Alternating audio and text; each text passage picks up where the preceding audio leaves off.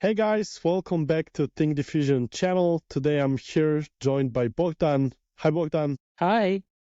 Hi, How everyone. Hi, how bro. are you? I'm fantastic. How are you?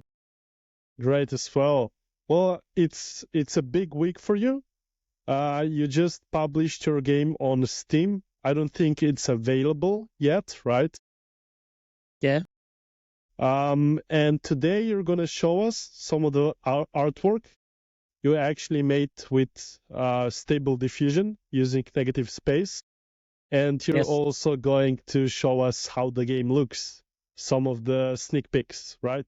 Yeah. I'll Nice, be happy to do it. nice. Yeah, so first of all, just do a quick introduction. Tell us like what you like to do in the space. Are you new to AI art? Just a couple random facts. Okay. So, yeah. Hi, everyone. My name is Bohdan. I'm from Kiev. Yes, I'm a game designer. I've been doing game design for more than 10 years already. I've been working with various studios, and now I'm more interested in the indie game development space. And yeah, I find the AI technology fascinating. So I've been trying different things with it. And then I was thinking about how do I come up with some certain game mechanics to connect it to. And I've been always thinking about a game that has connection to the negative space.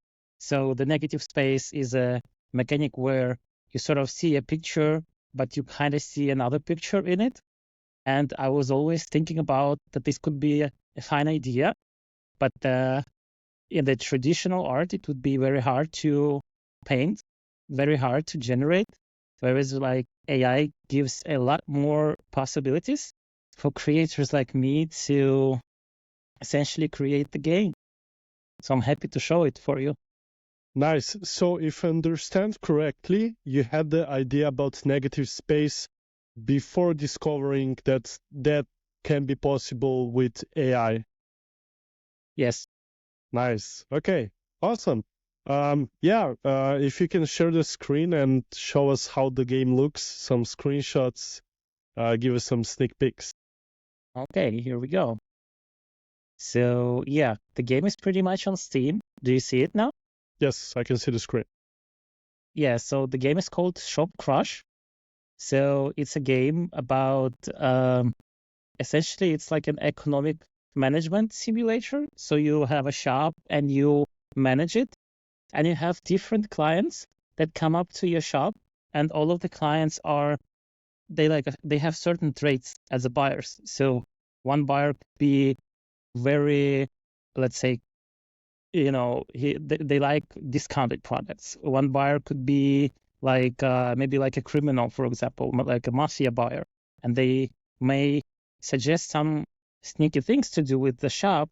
But as a shopkeeper, you have to always balance between the reputation of the shop and the profit.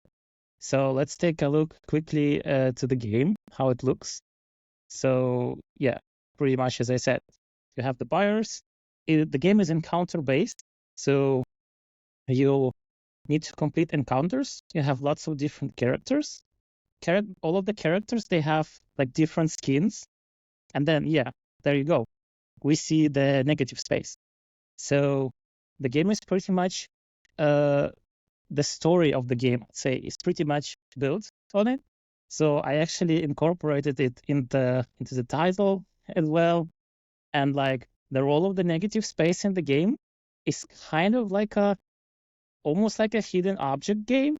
So I imagine there could be like a game mechanics where we it is certainly tied to the narrative, but there could also be like a game mechanics where we just ask the player like, what do you see here? And they, for example, could type the answer, and the image could be a little bit different. Not that it's procedurally generated, but we could have like different version of illusions from like the simple ones like this, right? So we have a tree silhouette, like you can clearly see this is a trees, and then the lighting hits the silhouette in a way that it like clearly shows the photo cam, right? And this is how the narrative is translated in the game. And the goal of the player is to collect all of these negative space pictures by progressing through the level. So they have to find new customers. They have to like manage their needs somehow. And if they do, the customer would show a negative space picture that unravels some part of the story. And like the story is usually like in the game, it's multi-layered, right? So there's like a surface layer to the story, and then there's also like a hidden layer, almost like in these negative space pictures. So that's why I like them so much. For example, like this is the picture. It's one of the game chapters. It's actually main character's like apartment. So you can kind of see that it is kind of a mess in terms of like clothes and like the stuff has turned out. But if you zoom out, you could see that it is like a screaming face. So there's probably something happened. And I would not show all of the pictures, but they get more and more sophisticated, and the player has to figure it out what happened by zooming in, zooming out, scrolling, or like maybe rotating image to like understand what's happened, and then let the story progress, essentially. So that's why I built the game this way, and I'm pretty much super happy how it turned out. And I'm just waiting for people to check it out. I have so many questions, but first of all, it's super interesting. How much time did you take to develop this? I mean, good question. It was time consuming a little bit because I started doing this in the casual modes during the lockdown, basically. So quite a long time ago, but suddenly I had like much more free time, and there was like a certain energy that I could use creatively. So I started thinking about like, what kind of game do I want to make? And I really like this choice-based mechanics. And then I was thinking like, what could complement them? So the game usually should have like a core gameplay, and it should have like a meta gameplay, and then like let's say like the ultimate goal. So I was like, I like this interaction where you just this economy part, but it should be something more to it. And I was thinking like, oh, this like negative space, because I essentially combined two ideas of like two games that I had, and it came up this way.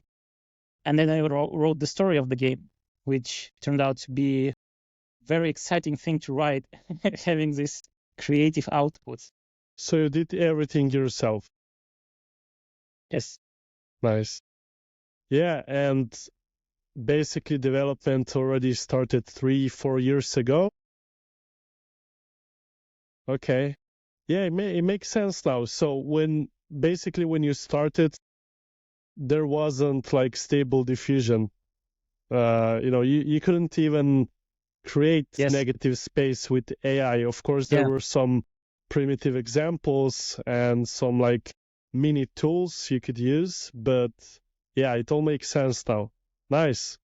I was actually looking for like a painter who could do this, and I actually found some, but they were like kind of like industry level painters, so they were quite, like you had to like contact them, you had to like find the agent or something. So, and I mean, I should also have the composition in my head. So the useful thing of Stable Diffusion is that it also does the composition. So I could have like an input for what I want from the game as a designer, and like the Stable Diffusion assists with the output very much, and it's very flexible.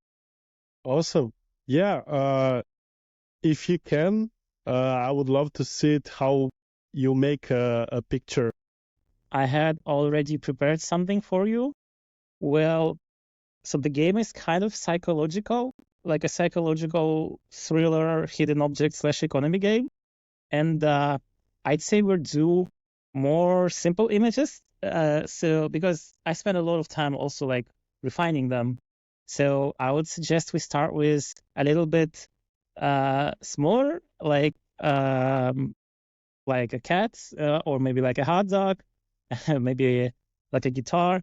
Let's try to make a negative space with the cat, for example. So how do I do this? It's actually a very interesting process. So I usually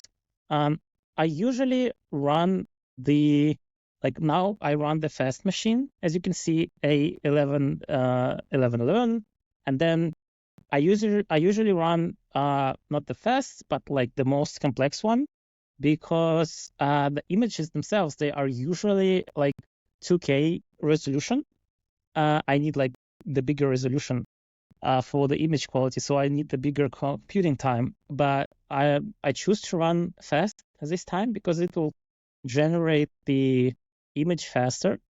So in terms of like the output here, I choose a Dreamshaper .7 _7.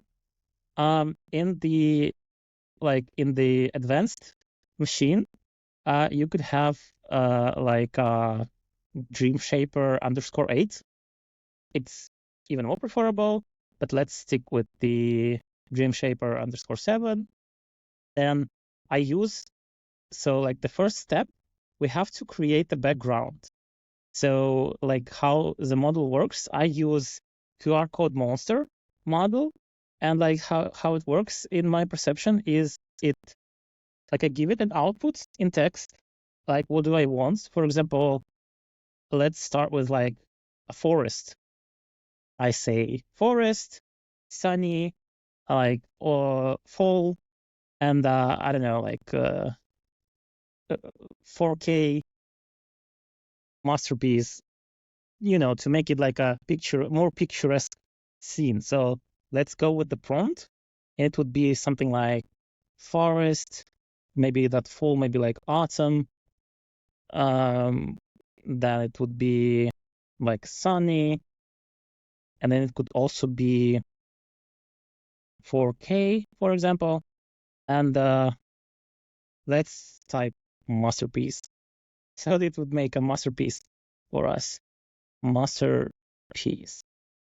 Okay, then we have the negative prompt, and in my perception, the negative prompt is how the QR code monster how it perceives the image. So let's say in my game, I want the silhouette of the image. So I usually write something like low res, like blurry, low quality, something that suggests that this is like an alpha image on top of the the first image that we generate. So then after that, I usually adjust the dimensions of the image. And it's usually better to know what kind of dimensions do we want to use. So in my game, I use something like 248 per 1756, something like that. But let's go with the more simpler one, something like 124 and 720, for example. So they would be generated faster, and we can actually iterate on this image. So if we just put here something like this, if you just click this seed, it would create like a seed number, and it would generate kind of the same image every time. So it helps to iterate. So I just adjusted the width and height of the image, and then I usually go with the higher amount of sampling steps, and then that's like the batch of the settings for the frontal image, as far as I understand. Then we also have to add the control net, which is like the control net node, which helps us to create this second image. And by the way, if you, like, I noticed some interesting thing. I usually run small constraints at first just to find out what the composition could be. And if I'm satisfied with the composition, I usually increase the width and height, so then I could make like a final quality image. And there's like a little thing that usually the generator might, if you like increase the resolution, the generator might add additional objects to the screen. So like if you write something like man in the forest, if you increase the resolution, it might not be like one man, it would be like, I don't know, 10. So you have to be specific in that case, but we'll get to it. So sampling steps 40, the resolution, and then we go to control net, and we select the image that we want to have the silhouette of. So let's select this cat. Like I usually take images from the like the royalty-free stock image sites that have like the appropriate license. And then during my experience, I had found out that the images that have some sort of texture to them work a little bit better. So for example, this guitar with the leaves on it might create a little bit more detailed image. But let's see with the cat. So I just select a cat. It's uploaded here. Then I usually use Pixel Perfect. And then I had to select the model, which is QR code monster 15. So we use this model. And then it's like, it depends on your taste, but it's usually, I usually set up control weights a little bit higher. So in my perception, it's kind of controls how the image, like how much of the silhouette you have on the image versus how much of the background you have of the image. So let's say we want more silhouette, and let's just try to generate the image. Yeah, so other settings should be default, which is control mode balance and the resize mode crop, although sometimes I use them. Let's just generate it for now and see what it makes. So I just hit generate, and then I wait for some amount of time. Usually with the bigger images, it will take around like, I don't know, 20 minutes to generate. But with the smaller images, it usually takes around like, I don't know, like 1-2 minutes. So you could easily have your prototype. So you could see already that it has a cat. So it looks like it makes a cat in the first iteration, and then it tries to tie it to the background. So, I mean, we can already see the cat silhouette out of here, right? So there's like a, do you see it, Rock? So there's a cat silhouette Yeah, I can out see here. it. So it's pretty much from the far. But then like in terms of game, if I want it to be, let's say, more cat silhouette and like less background, I could try, let's just, for example, save this image so we don't lost it in the game. And then let's try make the control net a little bit more demanding. Let's put it as 2. And I just hit generate, and then let's see how the image goes. And basically, as soon as I have all of the parameters set, like you see the cat silhouette again, it's a good sign. It basically means that we would have the image. As soon as I have all of these settings applied, it's more like a creative process down the line. So it's a matter of how much, precise do you want to be. Like maybe you would like to improve the image a little bit. Like, okay, so right now, if you like really zoom out, I don't know how you do it, but basically like if you really zoom this image out, you could really see a cat. I mean, try it yourself, but like I really see the whole cat, like the tail and like the eyes. Like, do you see the cat? It's Yeah, here. I can see it. And yeah, so this is exactly how I make these images. Like, but if you zoom out, you don't see it, right? So that's like the point of the game, to try to find this meaning in something that you don't see. So, like in my terms, this cat looks like a nice game picture, so I'd probably save it. But let's say I want something, I don't know, crazier.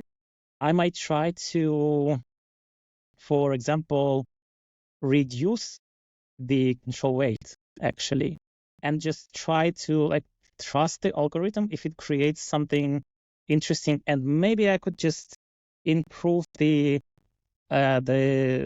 prompts a little bit so that make, for example, something more creative out of it. So let's say if I just add something like creepy, what do we see here? Let's try with more, like it depends on, the type of scene that you want. If you want something specific, like I don't know, like a mental asylum, for example, you had to work a little bit on the prompt. So to save the memory, I advise to make prompt first and see like what the background you kind of have, and then like come up with the interesting object. Okay, so you can see that this image is kind of less interesting in the game point, so I would probably go back to control weight being maximum. Although we kind of have more creepiness to it, I don't know. But let's try creepy horror, for example, and like set it to maximum. Then we generated it again. And like also one of the things that I wanted to mention is sometimes if the image, if I have an output image that is, sometimes it has like glitches. Oh, you see, it's really becoming more creepier right now. So you could control the tone and like the settings of the image. So if yeah, like I really like this image. See, like it's now creepy, but it has this cat, and it's like also really what we want. So I'm gonna save this as well. And like last thing that I wanted to mention is sometimes the generator might come up with some like visual bug. It happens. And if it's like hard to deal with it using the prompts and like the iterations, I usually download the raw image, and I may adjust it in the photo editor. So for example, most of the game pictures, I would say all of the game pictures, they are all like post-processed in order to achieve some of this like vibe that the game has. So for example, sometimes we even like we had an artist who did like an overpaint and like added our characters to the game. So for example, we could see this scene. It's an actual game scene where we have added like a character here, because narratively there should be a character, and it might be very hard to generate the image of the of the of the character and then the negative space, right? So we could just do it multiple ways.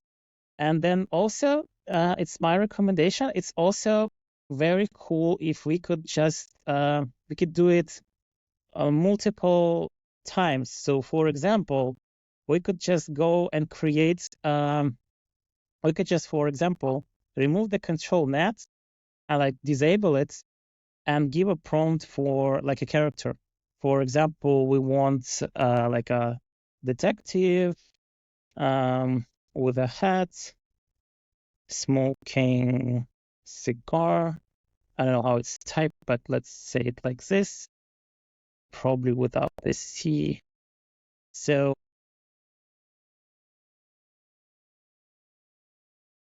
yeah, okay, thank you. Smoking cigar, and like I don't know, looking noir, right? So I can generate this character first. And to generate the character, I usually use we have the Western animation, Western animation node. And then like we can use this first. Let's say, what do we want the detective to do? Let's say he is, I don't know, posing for a photo. I don't know, like, why not? So generate. Remember, we're doing it without the control net. So we should just get the image. And if this image, let's just review it. If this image is good enough, we can use it as a background to control net. So therefore we could, get rid of the stock photography and just use the all input from the model. I mean, here you could see like it has a little bit of glitching, so they could be fixed by an artist. But in general, it kind of works okay. So I could just save this image and then just use it as a silhouette. And I mean, it's quite detailed, so it might be hard to come up with something material, but I mean, let's give it a try. Why not? And just try our luck. And let's just, I don't know, change the prompt, make it something like sky, clouds, birds. Birds. Maybe sunny day. I don't know. Maybe a distant mountain, just for fun. And then we go back to the negative prompt, which is low res, blurry, low quality, and we just try. So let's see what it might not be a good image this time because the background is too, dense. So you have to clear up the background first so they could know what to paint. Or you could actually just use green background in the first prompt, to generate the picture with, consistent background. Because, this one is quite messy, has all these different like buildings. I mean, you can see the silhouette again. Like this is the detective. It's more clearly visible here. You could see it. So basically, if you want to refine this image, make a better, clearer, and like more interesting image, and then like use it as a reference, and you could also come up with an interesting picture. Awesome. Yeah, I really like that you included this in the game. It's super creative and also adds the fun factor, right? Because you're discovering these images throughout the game, and it also shows that you really put a lot of work and your thought into it. So yeah. I was trying my best to make the game holistic. So when the player starts it, they don't feel like, oh, that's like another, I don't know, grinding economy game. When they started, they were like, oh, what's happening here? Oh, well, like, what am I seeing? There's more to it, right? So that's the desired effect, and I hope that we achieved it. I'm very interested in your thoughts and opinions. Yeah, so anyone listening, we'll leave a link below so you can check out the game. When is it going out? Like, when can we actually play it? I hope next half a year, we might come up with the release, although depends on my schedule a little bit and like the outside situation, obviously. But I hope the game would be available, let's say like half a year past this time, maybe even earlier. Okay, awesome. Maybe for Christmas or too soon? Would be awesome. We definitely plan to make a demo for the game and like run the demo fest. So like to collect more feedback and get more people interested. And then, yeah, would be cool. Awesome. Yeah, Bohdan, thank you so much. It's super Thank you so much interesting for what you're doing. We really love that, you used this for your game. And yeah, where can someone listening find you? Do you have like Instagram, LinkedIn, like a Yeah. website? Yeah, I have a website and the LinkedIn. You can follow the updates here. So the website is hololink.com and the LinkedIn is probably attached to this video. And I also wanted to say, be impossible without you guys. So thank you so much for helping me out and like reaching out to me. Because like all of this story started is just that I found Think Diffusion as like a solution, which I was like very eager to try. I tried it, worked, and I was like super interested in like incorporating that. So thank you Awesome. so much for this amazing service. Of course. Yeah, Bohdan, thank you. Have a great day. And everyone, thank you for listening. You can find all of the Great day. links below. And yeah, bye. Bye.